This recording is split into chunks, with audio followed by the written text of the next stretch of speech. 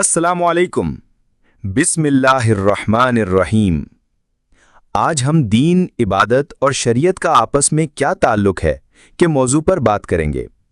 दीन इस्लाम एक मुकम्मल ज़ाब्ता हयात है जो इंसान की ज़िंदगी के हर पहलू को अल्लाह ताला की रज़ा के मुताबिक ढालने का हुक्म देता है। इस दीन के बुनियादी अज्जा में 3 नुमाया पहलू शामिल हैं: अक़ीदा, इबादत और शरीयत। इबादत वो अमल है जिसके ज़रिए बंदा अपने खालिक की इताअत, बंदगी और मोहब्बत का इजहार करता है। नमाज, रोज़ा, ज़कात और हज जैसी इबादत इस ताल्लुक़ को मजबूत करती हैं और बंदे को रूहानी तौर पर अल्लाह से जोड़ती हैं। लेकिन इबादत का तसव्वुर महज चंद ज़ाहिरी रसूमात तक महदूद नहीं, बल्कि हर वो काम जो अल्लाह की रज़ा के लिए किया जाए, चाहे वो कारोबार हो, मुआशरती ताल्लुकात हो या अदलो इंसाफ कायम करना हो, वो भी इबादत में शामिल है।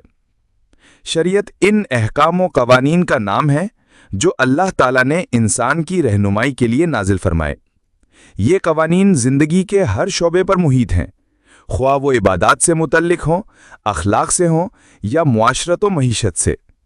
शरीयत ही इबादत को दुरुस्त रुख देती है और इसे सही दायरे में रखती है।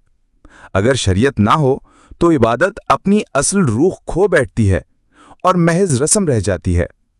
इस्लाम में दीन की तकमील उसी वक्त होती है जब इंसान का अकीदा दुरुस्त हो, इबादत खालिस हो और शरीयत के मुताबिक हो।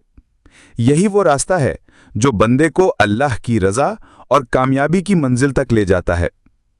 कोई सवाल हो तो कमेंट कर सकते हैं। इस पैगाम को हर दिल तक पहुंचाने के लिए वीडियो लाइक और सब्सक्राइब करें।